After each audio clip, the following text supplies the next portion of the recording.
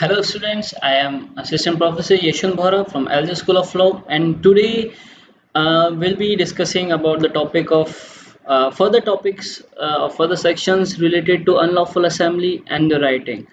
As earlier we have discussed the provisions related to the unlawful assembly, now we'll be moving further with our lectures.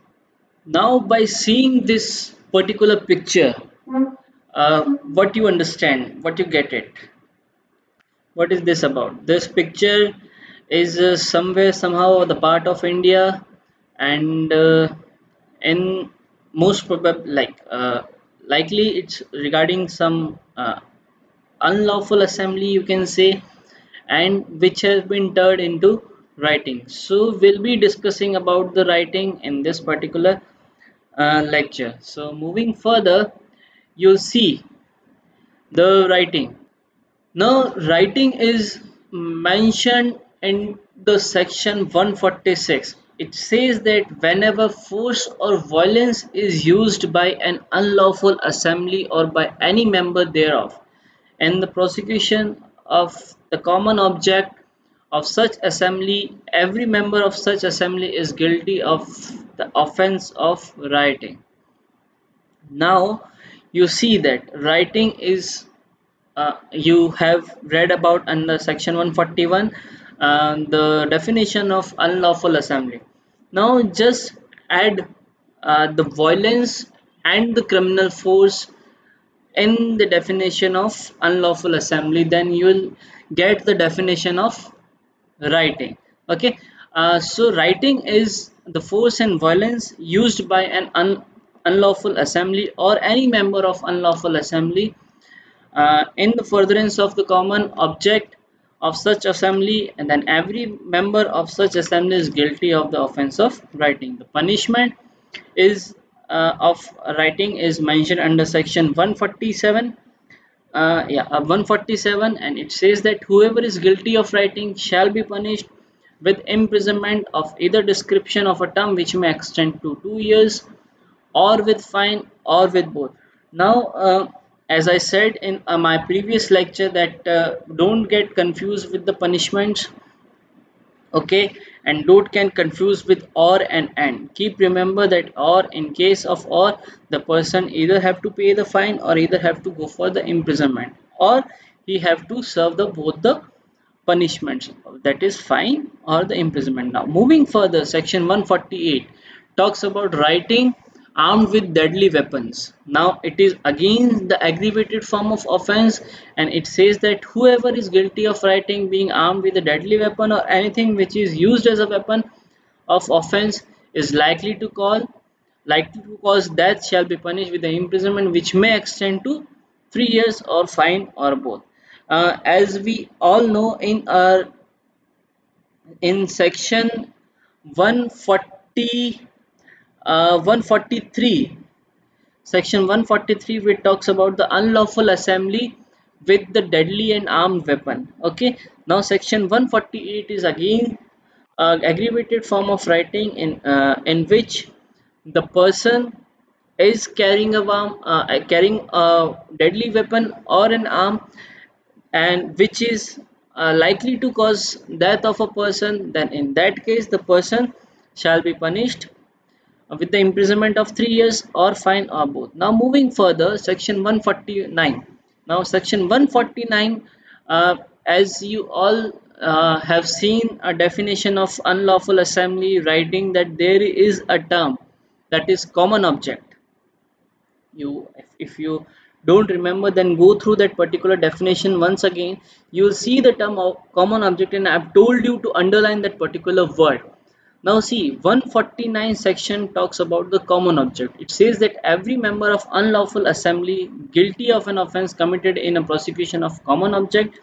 If an offense is committed by any member of an unlawful assembly and prosecution of such common object of that assembly, such as the member of that assembly knew to be likely to be committed in a prosecution of that common object, every person at the time of committing of that offense is guilty of the same assembly and guilty of an that particular offense.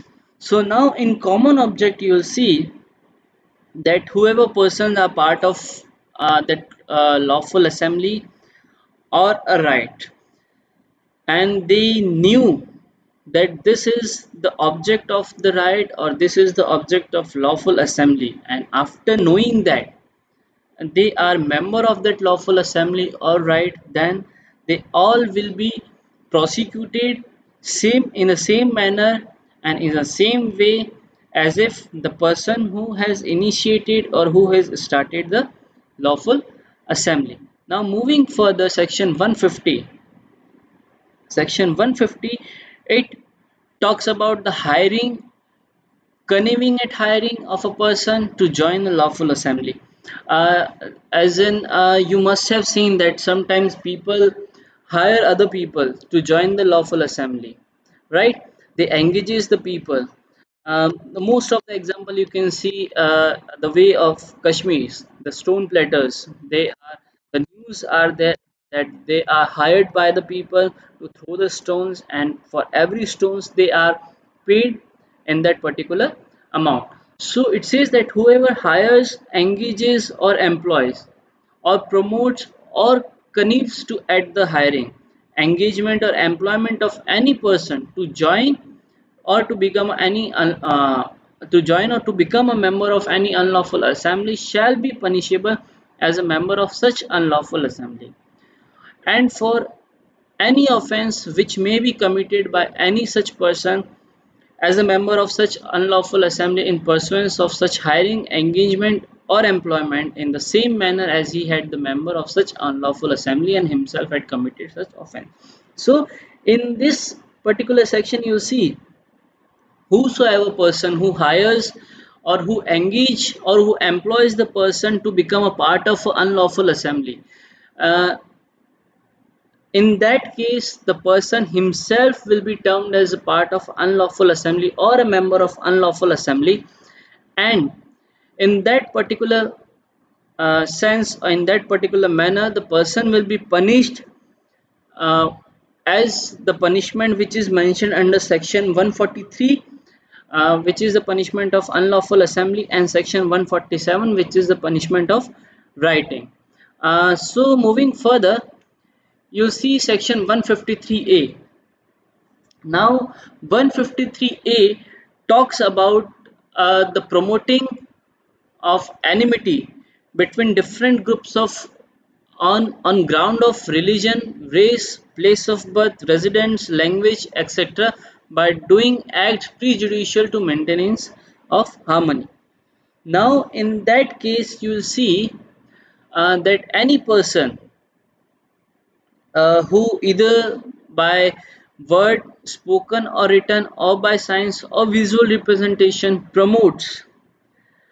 any promotes or attempt to promotes on the ground of religion, place of birth, caste, or any other ground a disharmony or the feeling of enmity or hatred or ill will between the different religious, the racial, the languages, the regional groups or caste or communities, and or commits any act which is prejudicial to the maintenance of harmony between different religions, racial languages, or regional groups or caste or communities, and which disturbs or likely to disturb the public tranquility, then in that case the person will be charged under section 153A. So this section basically talks about the person who is promoting the enmity between the different religion, place of birth, or different caste.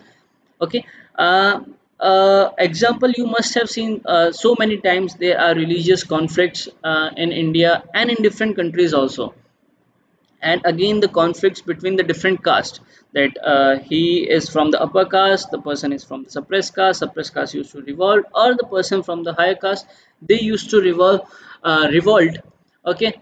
And or there can be any group like the groups of students who are revolting or who are protesting uh, against the administration, the group of people who are protesting against the administration, and they are uh, spreading the feelings of enmity, hatred ill will or disharmony, okay, in that case that person will be charged under section 153A of Indian Penal Code.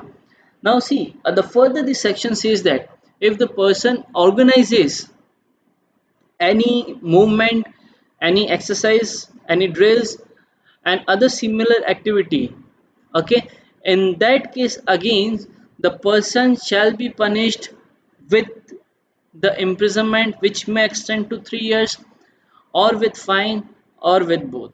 Now moving further, like in this before moving further in this section, you have seen that there are 3 points, okay. First is when the person is promoting the hate rate, you can say, or propagating the hate rate by way of words, speaking, writing, signs, visible representation. Second, it commits any act which is prejudicial to the maintenance of harmony.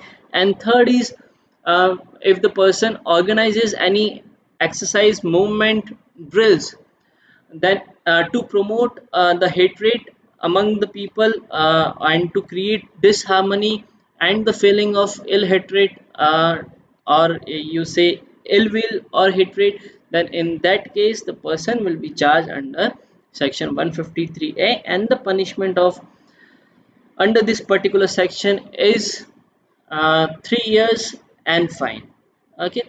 So now moving further, section 153A again talks about the offenses committed in the place of worship, okay. Now it says that whoever commits an offense specified under section 1. Now see section 1 what, in which there are 3 points: promoting of ill will, hatred; second, prejudicial of the disharmony, creating the environment of disharmony; or third is exercising any drill, mock drill, or exercise anything uh, in the place of worship of a person or the religious place.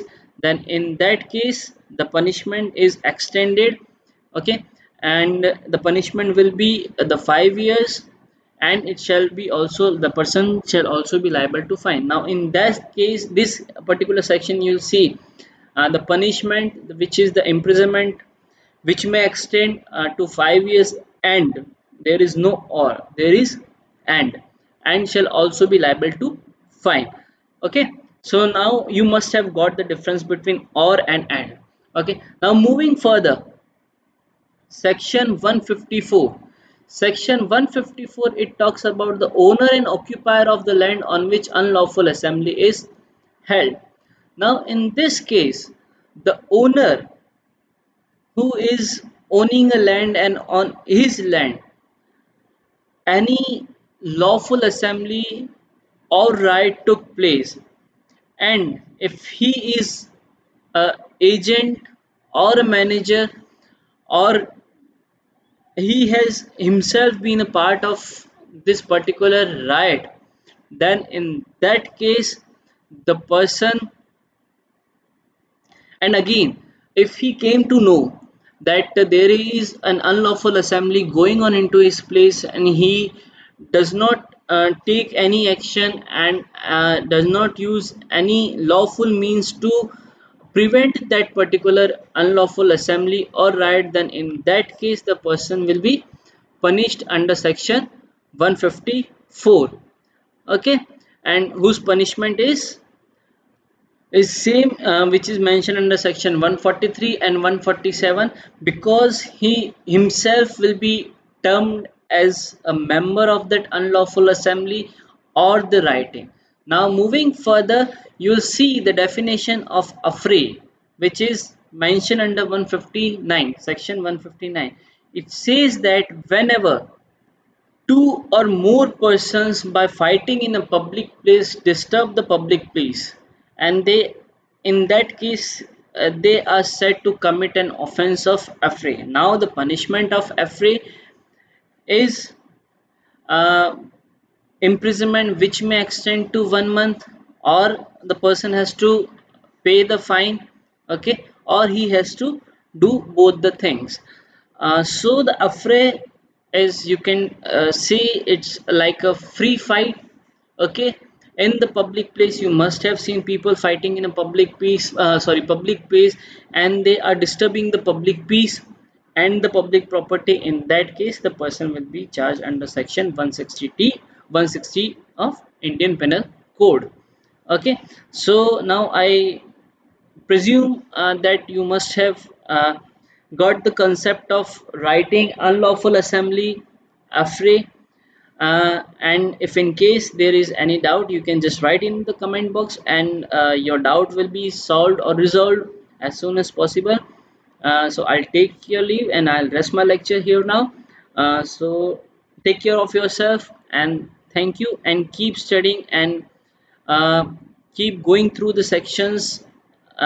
It will help you a lot to understand the law, and in the future again it will help you to become a very good interpreter of the law. Thank you, and take care of yourself.